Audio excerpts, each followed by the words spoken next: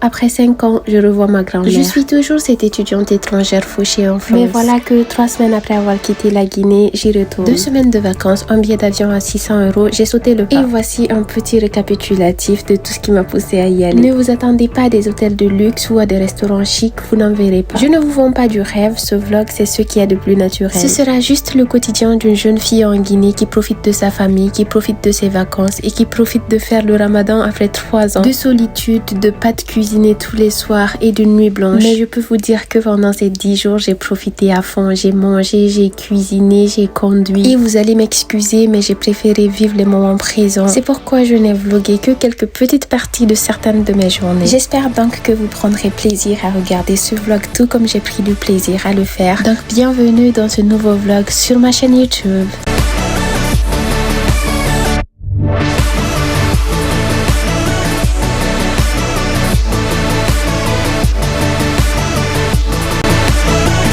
Sans transition, on se retrouve lors d'une petite matinée où j'ai quand même fait l'effort de me lever à 7 h pour accompagner mes petites sœurs à l'école et je leur donne l'argent de poche que mon père m'a donné. S'il y a bien une fille qui n'aime pas aller à l'école, c'est elle. Se réveiller, c'est un problème. Aller à l'école, c'est un problème. Du haut de ses 11 ans, ma petite sœur Benjamin est au collège depuis bientôt 2 ans et ma petite cadette est au lycée. Elle grandit trop vite. Bientôt, elle viendra me rejoindre en France. Elles sont trop gâtées, ces 2 petites filles. Tous les jours, c'est papa qui les amène à l'école le matin. Alors que moi, à ce âge, je prenais le taxi toute seule. J'allais toute seule à l'école et je revenais toute seule. Regardez un peu l'ambiance matinale de la Guinée le matin, ça m'avait tellement manqué ça. J'ai envie de retourner à l'école, même s'il y en a 2 ici qui ne sont pas du tout du même avis que moi. Après les avoir déposés, mon papa et moi, on se met sur le chemin du retour et moi j'avais un objectif à accomplir ici.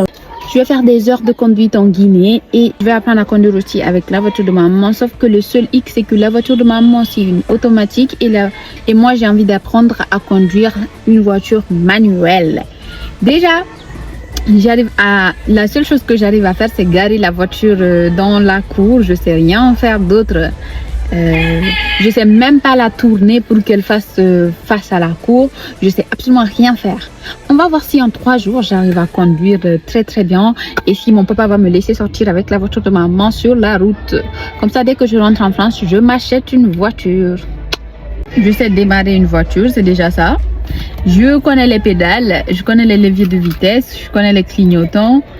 Mais à part ça, je connais rien d'autre. Enfin, je connais changer les vitesses sur une manuelle quand même.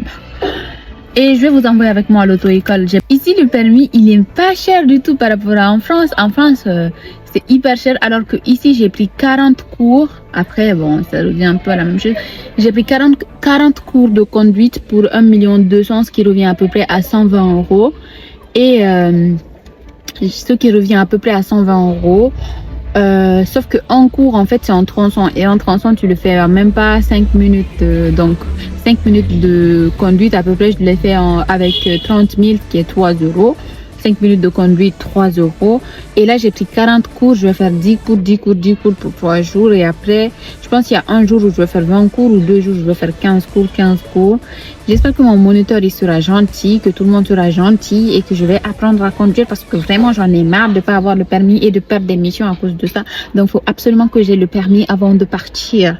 Faut pas que j'ai le permis. Il faut absolument que j'apprenne à conduire avant de partir, en fait. Comme ça, je passe mon permis, je l'ai et puis on n'en parle plus du tout du permis. Voilà. Je vous montre un peu ce que je sais faire avec la voiture de ma maman. Alléluia, elle a démarré. Je vous montre. Je ne mets pas ma ceinture parce que je suis dans la maison, quoi. Enfin, voilà. Là, c'est une automatique. C'est tellement facile, mais j'ai envie d'apprendre à conduire une manuelle. Là, c'est hyper facile. Attendez, je vous montre. Là, vous voyez, je démarre en fait. Je sais démarrer toute seule, sans personne avec moi. Voilà.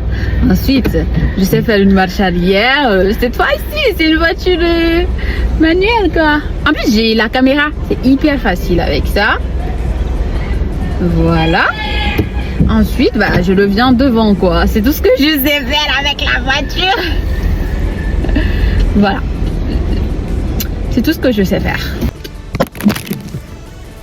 Vous êtes tombé. Et vous savez ce qui me fatigue dans la conduite, c'est le volant. C'est vraiment le volant. J'arrive pas à le tourner tout droit. J'arrive pas du tout.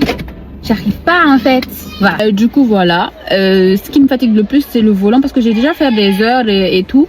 Et en fait tout ce qui est embrayage, accélérateur, changement de vitesse, j'ai aucun problème avec ça. Les rétroviseurs, j'ai pas de problème avec ça. Mais comment on met le volant tout droit, je ne sais pas. I don't know. Donc j'espère que le moniteur là il va m'apprendre ça. Bref, on se retrouve ce soir pour mon premier cours de conduite. À tout à l'heure. Je vais conduire en Guinée. Je vais faire des heures de conduite en Guinée et il y a ma petite soeur qui vient avec moi. J'ai pris l'option VIP pour être toute seule dans la voiture. Je vous amène avec moi dans cette aventure. Ma petite soeur a repris le relais pour me filmer pendant que moi je conduisais. Faut savoir qu'en Guinée, pour la conduite, c'est toujours 4-5 personnes dans la voiture. Et moi, j'ai pris l'option VIP où t'es tout seul avec le moniteur. Et mon Dieu, qu'est-ce que la conduite est dure. Franchement, on m'avait pas dit ça. Le jour où je saurai conduire, je remercierai Dieu de tout mon cœur. Et comme je vous l'ai dit tout à l'heure, c'est vraiment le volant qui me fatigue en conduite. J'arrive pas à le mettre droit. J'arrive pas à savoir la taille de la voiture par rapport à la route. Ce qui fait que je suis tout le temps en train de me manger des trottoirs. Heureusement, je n'ai tapé aucune voiture, alhamdoulilah. J'ai quand même assez progressé en Guinée avec ces heures de conduite, mais en Guinée, tu conduis pour tout le monde, tu conduis pour les voitures, pour les camions, pour les tricycles, pour les motos. C'est tellement dur de conduire en Guinée, c'est pas du tout comme en France, il y a personne qui respecte les règles. Les 40 sur 40 que j'ai eu au code en France ne m'ont strictement servi à rien, personne ne respecte rien de toute façon. De base, je voulais vraiment rentrer, passer mon permis en France et directement m'acheter une voiture et faire la belle vie, mais plus je conduisais, plus je me disais que là, je ne suis pas du tout prête parce que j'ai pas envie de faire d'accident sur la route. Donc, il va falloir encore que je fasse beaucoup d'heures de conduite en France et que je m'améliore avant de pouvoir passer le cap. C'est le 3e jour de Ramadan, ça se passe super bien, je suis en Guinée et je vais vous montrer comment la rupture se passe. Regardez comment le foulard me va trop bien, je devrais peut-être songer à me voiler. Voici mon outfit Juju. À chaque fois ils attendent la rupture pour couper le courant. Là dans 10 minutes c'est la rupture et ils ont enlevé le courant, notre pauvre courant. Comment on va faire notre rupture? Et on va couper bientôt les gens. Les filles, on peut aller couper. On va même pas faire un méga chose. Là, il y a des landes. Merde. Je suis tellement détestée dans cette maison. De toute façon, t'as passé toute la journée en train de dormir, toi. Ouais. Si. C'est la coupure. Bismillah. Aïcha, on prie.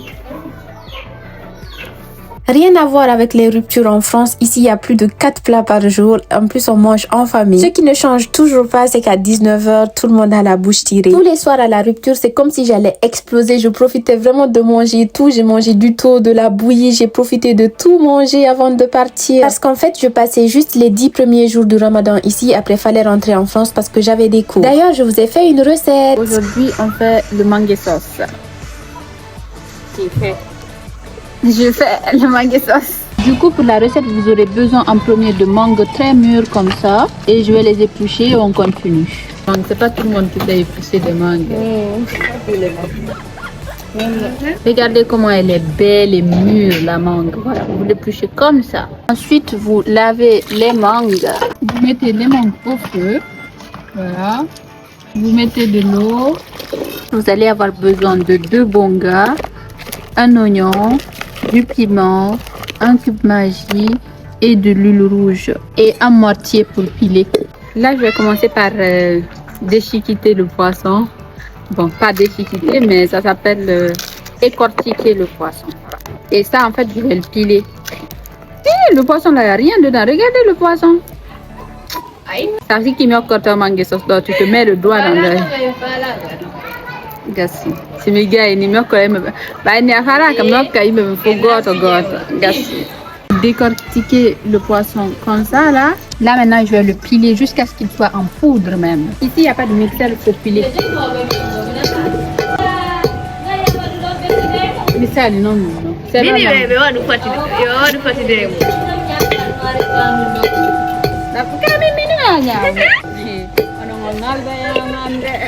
Là, je vais rajouter le petit piment dans le poisson là pour piler avec. Je mets juste un peu hein, parce que moi j'aime pas trop le piment. En dés comme ça. Et je vais tout simplement piler ça. Voilà. En vrai, moi, je préfère quand c'est pilé qu'utiliser le mixeur. Le goût, c'est pas la même chose. L'eau des mangues qui a bouilli, je vais rajouter l'huile. Voilà, c'est bon. Voici ce que j'ai pilé. Ça, je vais le mettre maintenant dans le mangue sauce. Voilà, je mets là. Hop. Ça sent déjà super bon.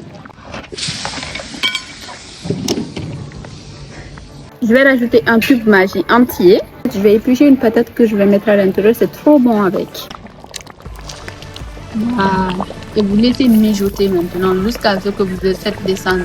Ajoutez un peu de sel. Moi, j'ai déjà ajouté pour moi. J'ai fini de cuisiner mon mangue sauce. Est-ce que mon mangue sauce il sent bon? Ouais. Voici ça. Je vais mettre ça dans la glacière. Et je vais attendre le crépuscule pour manger ça. Voici le mangue sauce.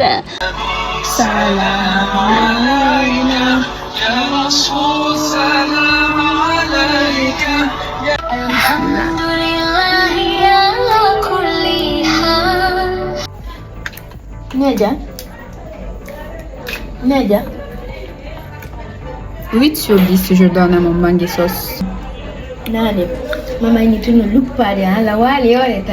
On se retrouve à la veille de mon départ où je me préparais pour aller passer la nuit chez ma tante. Je ne peux pas venir en Guinée sans aller voir mes petits cousins.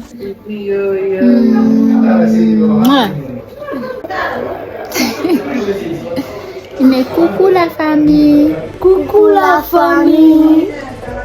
Toi, tu as été quantième? 6e. Et toi, tu as été quantième? 3e. 3e ou 4e? 3e. Ah, c'est 3e? Oui. Non, ils sont trop forts. Vous allez être premier? Oui. Promis? Oui, les cachets volent. D'accord. Ils nous achètent. Ils nous achètent des vêtements. Ils nous soignent et nous envoient à l'école.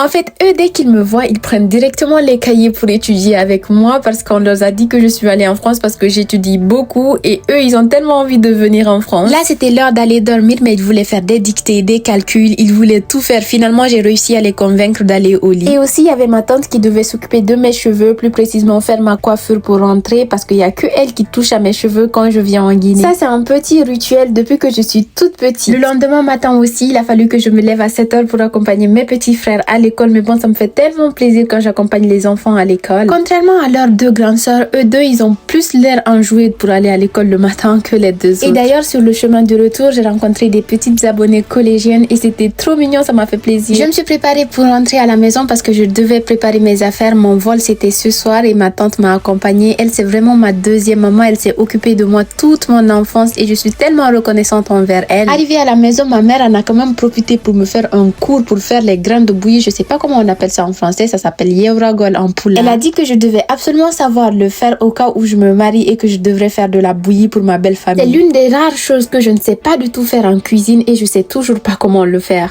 J'ai trop envie de rentrer en France. Il y a trop de soleil. C'est bon, maintenant je sais conduire. Je vais aller conduire la voiture de ma maman pour la dernière fois avant de partir. Ma petite soeur voulait qu'on fasse un petit règlement de compte avant mon départ de ce soir. Pourquoi tu dis à papa de prendre notre téléphone et de cacher pour les... Parce que vous n'avez pas droit aux écrans, tout simplement. J'ai retiré leurs écrans là, j'ai instauré une règle. Plus d'écran pendant la semaine que le week-end. Sinon vous êtes toutes gâtées en fait.